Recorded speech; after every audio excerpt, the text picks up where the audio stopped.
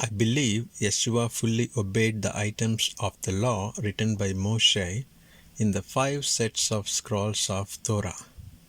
But there have been people who believe and proclaim in contrary. For example, through the lifetime of Yesuah in the land of Judah, people who were against him did not believe that he obeyed Torah fully. Later through history, there have been individuals and sects who considered themselves followers of Yesuah but did not believe that Yesuah followed Torah fully. This study by me is to make sure for myself that Yesuah obeyed Torah fully. I am publishing this study in belief that it will help others. Considering it would be a long explanation, I have set this study in a format of questions and answers. Long questions are further subdivided as questions and answers. Question: do I believe Yesuah adhered to commands in Torah? Torah meaning the 5 sets of scrolls by Moshe. My answer: yes, I believe Yesuah totally adhered to commands in Torah. Question: how do I understand that Yesuah adhered to commands in Torah? My answer: by scrutinizing how Yesuah lived his life and how he interacted with others, I can understand that Yesuah adhered to commands in Torah. Anyone performing any such scrutiny should do it honestly without biasing towards, for or against Yesuah or any other persons considered in this process. Question: what documents do I consider to find information of how Yesuah lived his life and interacted with others? My answer: various people might have written about various occasions of life of Yesuah, partly or fully. Through the history, it is possible some of those writings might have gotten lost or destroyed. However, the freely available 4 historical biographies of Yesuah, written by 4 different authors from 4 different perspectives, give very well understanding of life of Yesuah. So, to find information of how Yesuah lived his life and interacted with others, I have considered the 4 biographies of Yesuah written by 4 different writers, namely Matthew, Mark, Luca, and Johann. Even though the 4 writings were later put into Holy Bible, it still is a fact that those are 4 individual writings by 4 different authors, and so I considered those as 4 separate historical writings. Further, considering those were written by 4 different authors from their own independent perspectives, any differences would increase the credibility of their writings. Due to those differences in those writings, I can be sure that those writers did not entirely copy from a single source, and also that they did not copy from each other.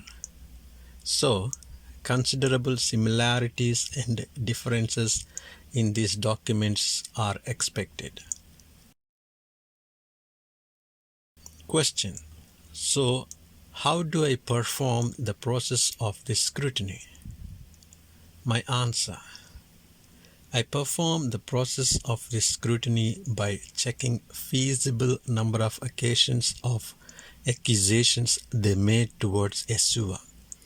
It is to make sure that what Yesuah said or did was in adherence to what Moshe wrote in Torah. When I say they, it includes who were all trying to accuse Yesuah. Those accusers include the Sadducees, Pharisees, the so-called experts of the law, etc. When scrutinizing those occasions of their accusations towards Yesuah, I have already understood that they were biased against Yesuah and they did not have genuine interest in finding if Yesuah was that anointed one of whose arrival the people of Israel were looking forward for. I have also understood that in one or more occasions they lacked proper understanding of the commands Moshe put in Torah. In one or more occasions they undermined the commands Moshe put in Torah. In one or more occasions they were considering their own ancestral traditions as if those were part of God's commands. In context to this answer, I would like to mention a comment from Yesuah, which is a set of sentences Yesuah was quoting from what prophet Yeshaya wrote, which essentially was a comment from Yahweh. Then Yahweh said, "Because these people draw near with their mouths and honor me with their lips, but their hearts are far from me. Worship of men has become merely like rules taught by human beings. Therefore, watch out." Question: So, what occasions am I going to scrutiny? My answer: I am considering this particular occasion as first one to scrutiny. This occasion is about Yesuah caught forcefully and brought in front of the high priest to be judged. To describe the scrutiny of this occasion, it would be very long explanation, and so I would do it as a separate investigation by itself. However, here in this concise investigation of this occasion, as part of the answer, to me, these two sub-questions seems very important. Was the whole process of catching, investigating, and convicting of Yesuah, is it done in adherence to what Moshe wrote in Torah? Did the person investigating Yesuah find any fault in him in terms of adherence to what Moshe wrote in Torah? These two questions are very important because the basis here is exclusively Torah, and so their accusations and their process of convicting the person should consider Torah as the basis. Further to that, if faults are found in the process of catching, investigating, and convicting of Yesuah, then it could imply that Yesuah was innocent, which further would imply that Yesuah fully adhered to what Moshe wrote in Torah. And if the person performing the investigation did not find any fault in Yesuah in terms of adherence to what Moshe wrote in Torah, then also it can be established that Yesuah fully adhered to what Moshe wrote in Torah. Let me read this sentence again. If the person performing the investigation did not find any fault in Yesuah in terms of adherence to what Moshe wrote in Torah, then also it can be established that Yesuah fully adhered to what Moshe wrote in Torah. I will start with the process of understanding how they caught Yesuah. These are the words in relation to that. The words put together by writer Mattai are like this.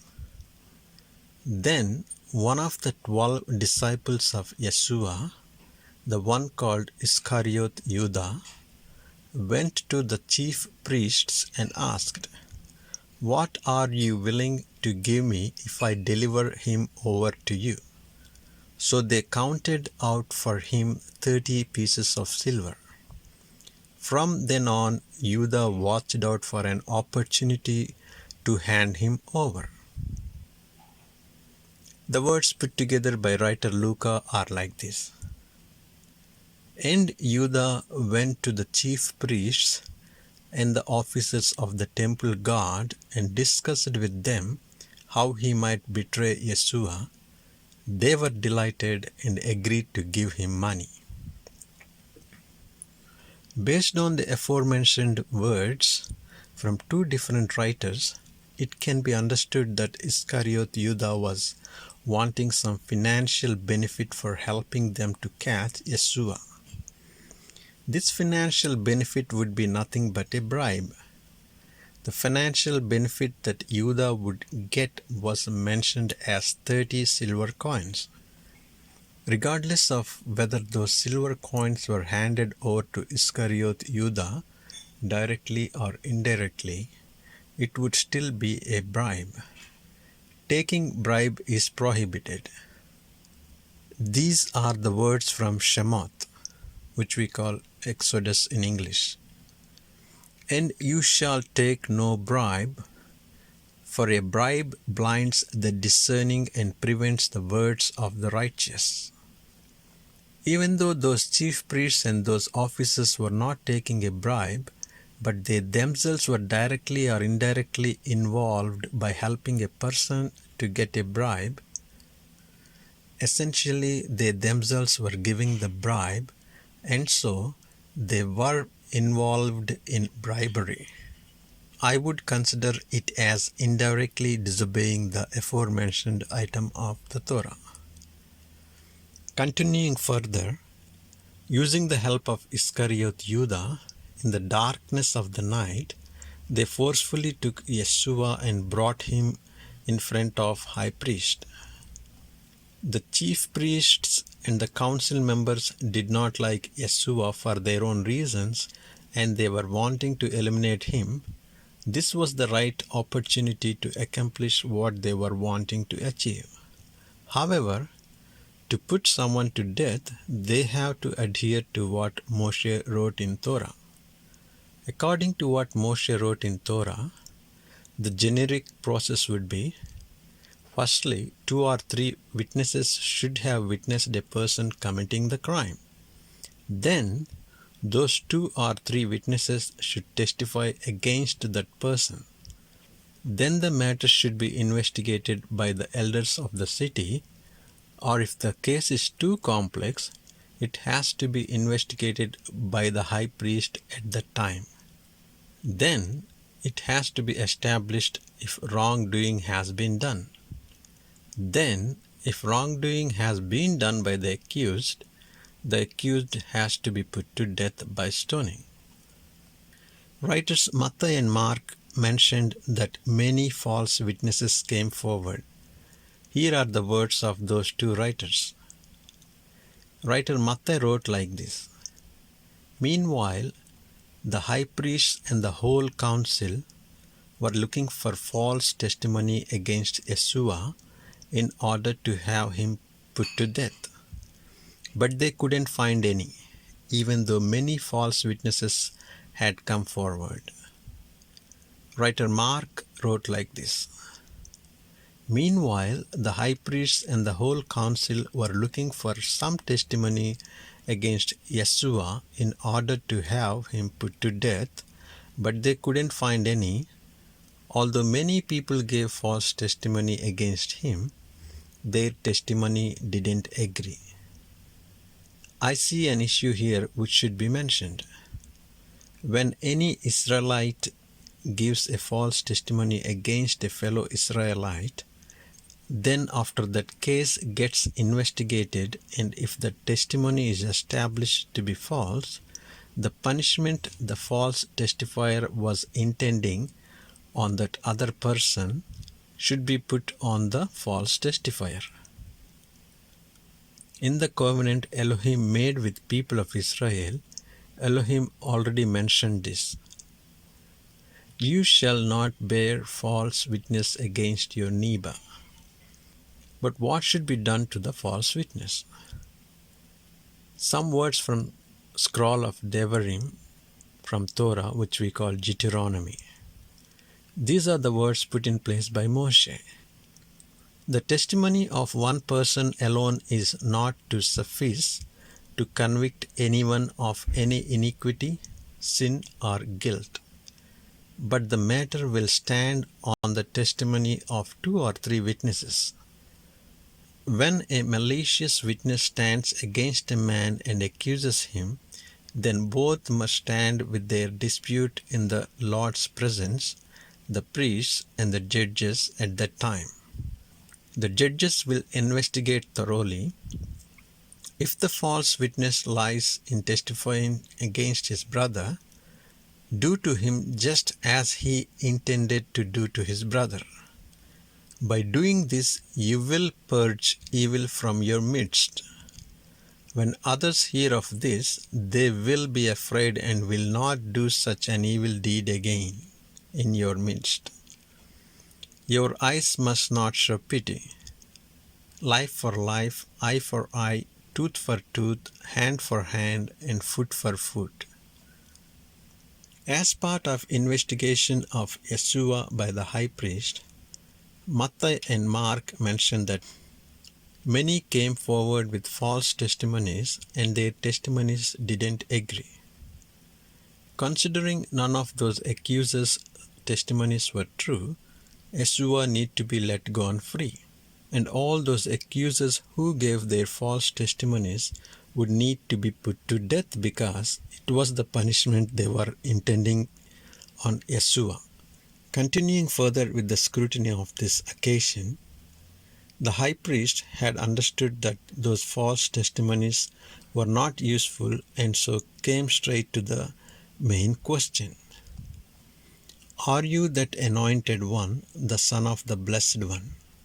Yesuah acknowledges that indeed he is that anointed one and further adds these words, "You will see the Son of Man seated at the right hand of the power and coming with the clouds of the sky." High priest considered that response as blasphemy, and because he and other council members have heard it themselves, he concluded that they would not need any more witnesses and that death penalty is the punishment. Okay, what is blasphemy? Blasphemy is mentioning the actual name of God unnecessarily or inappropriately or for vain purposes or as a cursed word, etc. This is from the covenant that Yahweh made with the people of Israel who were alive there then at the mount. Moshe referred to it as covenant and also as 10 commandments. This is Elohim reciting the items of the covenant. You are not to misuse the name of Yahweh, your God, because Yahweh will not leave unpunished the one who misuses his name. Looking closely at Yesuah's response to the high priest, actual name of God was not used in the response. However, the high priest and seemingly the whole council then considered Yesuah's response as blasphemy. In this particular instance, could Yesuah have said it, and could it have been omitted in the copies and translations? However, through what all is written by different authors, Yesuah never used actual name of God. Yesuah almost always referred God as Father. When he was on cross, he referred God as God in saying this sentence, Eloi, Eloi, lama sabachthani, meaning, my God, why hast thou forsaken me?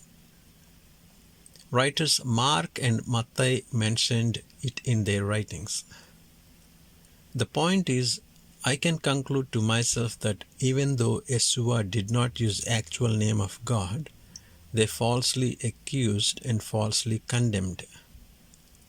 Considering it was a false accusation of an innocent man, I conclude to myself that they were unable to find any issue with Yesuah in terms of him adhering to Torah. Considering they were unable to find any issue with Yesuah in terms of him adhering to Torah, I conclude to myself that Yesuah adhered to Torah fully. I would like to scrutinize some more occasions in the next version of this study.